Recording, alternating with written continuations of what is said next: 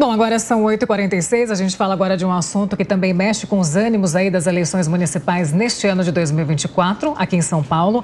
O Tribunal Superior Eleitoral debate o uso da inteligência artificial e fake news nas eleições municipais. Para falar sobre esse assunto, nós recebemos agora o advogado especialista em direito eleitoral e membro da Academia Brasileira de Direito Eleitoral e Político, Alexandre Basílio. Tudo bem, Alexandre? Bem-vindo, bom dia. Bom dia, Paulo Nobre, bom dia, Marcelo Matos e a todos aqueles que assistem a Jovem Pan News. Muito bom dia. Muito bom dia, prazer tê-lo aqui. Já começo com uma pergunta bem básica para o senhor. Como que está o andamento, da regulamentação da inteligência artificial aqui no Brasil?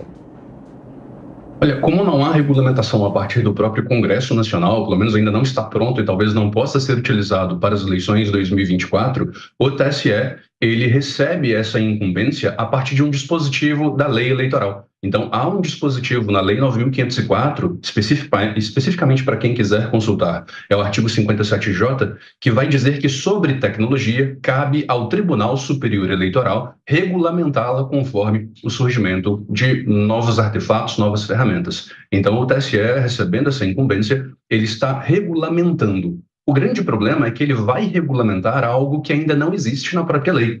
Então, é um grande desafio e, em razão disso, o Tribunal Superior Eleitoral ele criou audiências públicas para ouvir toda a população, todos os especialistas, e isso aconteceu no começo desta semana, por 3 dias seguidos, onde discutiu-se várias questões relacionadas às eleições, em especial a inteligência artificial.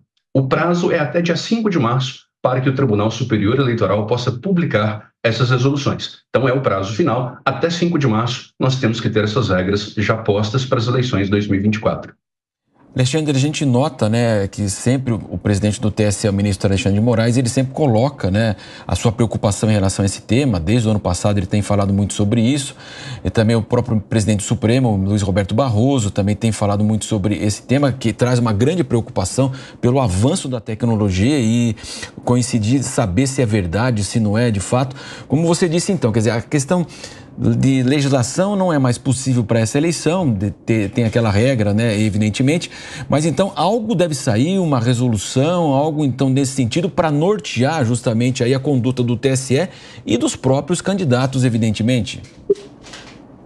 Perfeito, Marcelo. Antes de tudo, é preciso esclarecer que nós estamos falando de uma tecnologia disruptiva.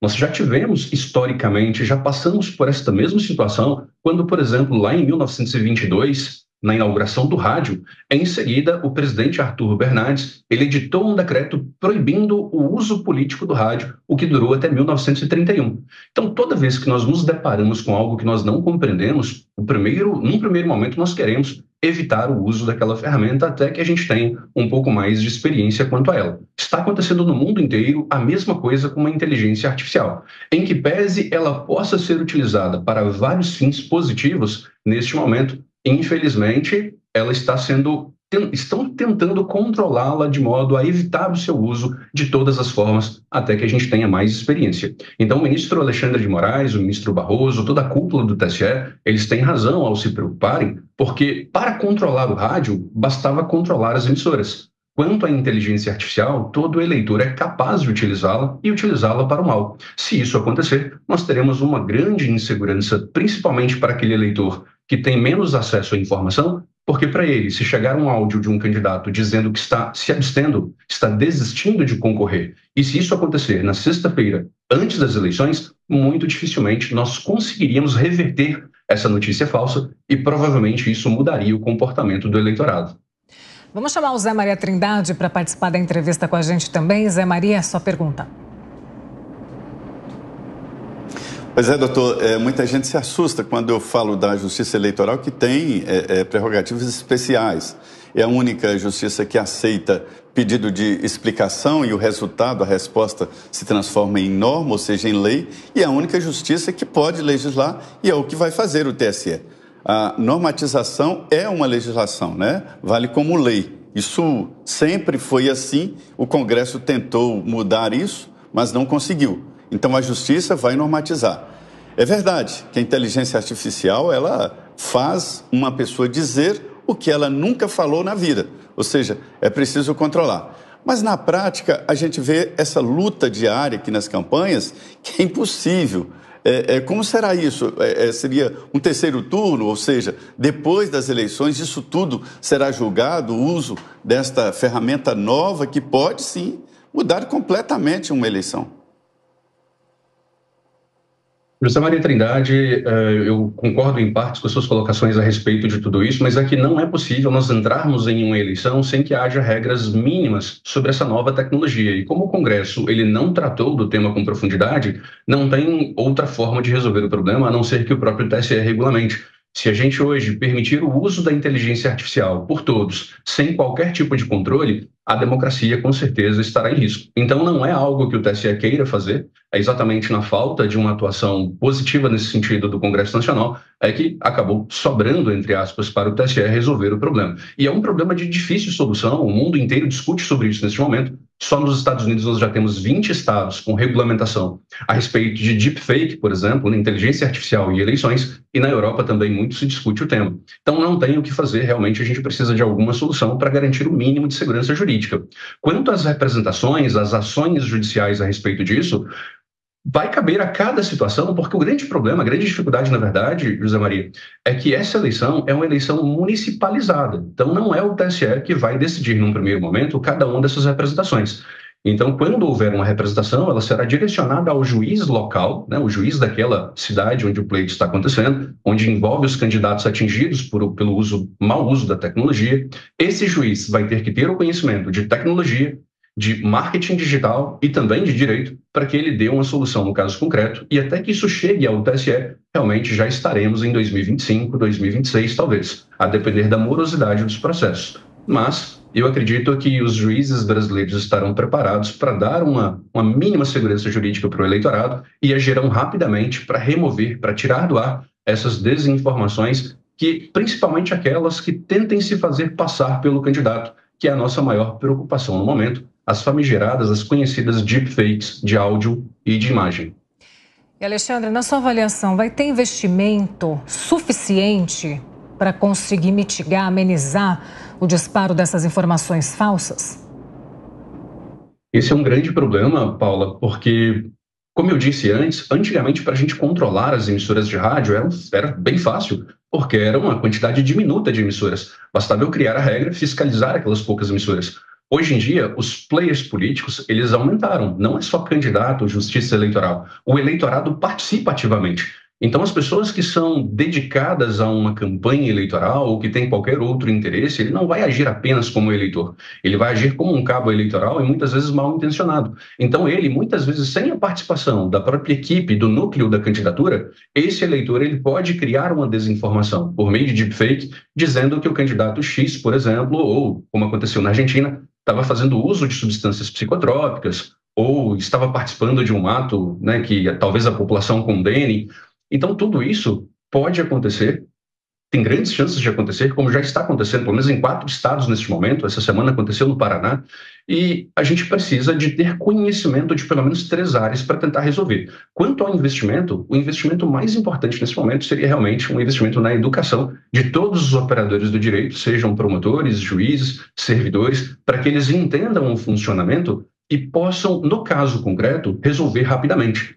Uma das grandes batalhas neste momento é que quando esse tipo de imagem ou som é divulgado, ele, via de regra, ele não é divulgado de forma estática em um site, no YouTube ou em qualquer outro player, como Facebook e Instagram. Via de regra, ele vai circular pelos programas de mensageria. E nesses programas de mensageria, as técnicas de investigação para saber a origem desse conteúdo, elas são muito diferentes. Então, não adianta, por exemplo, você dizer ao provedor de aplicativo, seja o WhatsApp ou o Telegram, dizer para eles, por meio de uma ordem judicial, o seguinte: ei, WhatsApp, envie para mim quem está circulando esse áudio ou esse vídeo. Essa não seria uma decisão adequada, porque existem o próprio funcionamento do WhatsApp, para proteger o conteúdo das nossas conversas, ele impede esse tipo de ordem. Então, todo esse novo sistema, essas novas dificuldades, vão exigir conhecimento técnico de outras áreas para os operadores do direito. Então, não basta um advogado mais ser apenas advogado. Ele tem que ser especialista em tecnologia e entender conceitos de marketing digital. Caso contrário, ele não consegue nem sequer peticionar adequadamente para a remoção desse tipo de conteúdo. E, Alexandre, há um grande complicador, porque nós, como você bem disse, nas eleições municipais, a gente sabe, tem os candidatos a prefeito, um número mais reduzido, mas um enorme volume de vereadores, né? Quer dizer, é uma eleição que em São Paulo tem mais de 1.000 candidatos a vereador. Então, imagina como você administrar tudo isso, como o senhor colocou, né? E o senhor que está participando justamente desse debate aí no TSE, o senhor falou da proibição do rádio lá no passado, então, de repente, a solução neste momento, com toda essa dificuldade, é proibir, essa eleição não vale nada. Quem colocar vai receber as punições possíveis que devem ser estabelecidas nesse, como o senhor falou, ao longo aí dos próximos meses. Marcelo, olha, essa é uma questão extremamente interessante e é exatamente o que se discute neste momento. O grande problema, Marcelo, é que há um uso positivo da tecnologia que poderia baratear muito os custos das campanhas. Por exemplo, aquele candidato a vereador de um pequeno município que tem dificuldade até mesmo de gravar o seu vídeo para expor as suas ideias de campanha. Ou ele tem dificuldade na fala, ou ele tem algum tipo de vício de linguagem e ele gostaria de apresentar uma imagem melhor para o seu eleitorado na tentativa de angariar alguns votos. Então ele poderia, neste momento, fazer uso de inteligência artificial para baratear a sua campanha, não ter que ficar ali por horas e horas na tentativa de gravar ali o seu spot de campanha. Ele poderia fazer tudo isso usando inteligência artificial. O que o TSE está tentando regulamentar é que toda vez que houver o uso da inteligência artificial, tem que haver junto um disclaimer. Aqui se faz o uso de inteligência artificial, para que as pessoas tenham conhecimento de que aquela imagem não é 100% real. A grande preocupação deve ser com o fruto da tecnologia, e não com a tecnologia em si. Só para vocês terem ideia, eu trouxe aqui uma surpresa para vocês. Neste momento, eu estou utilizando inteligência artificial nesse vídeo. Talvez vocês nem tenham percebido, mas eu tenho aqui um sistema, através de um supercomputador, que mesmo que eu olhe para a direita ou para a esquerda, para ler aqui a minha fala, né, as minhas notas de fala, a inteligência artificial ela corrige os meus olhos e eu apareço sempre olhando para a câmera. Então, a não ser que eu vire completamente a cabeça, os meus olhos sempre ficarão focados na câmera. Então, há um uso positivo da inteligência artificial, de forma que eu posso ler a minha cola e vocês nem percebem, porque os meus olhos ficam sempre fixados na câmera. Olha só, Alexandre, você foi falando, foi regalando o olho aqui, aproximando para tentar entender. A gente olhou um para o outro aqui, eu e o Marcelo Matos, para ver como é que está funcionando esse negócio. Muito obrigada, doutor Alexandre Basílio, pelas informações aí, especialista em direito eleitoral, membro da Academia Brasileira de Direito Eleitoral e Político. A gente se vê numa próxima oportunidade. Até mais.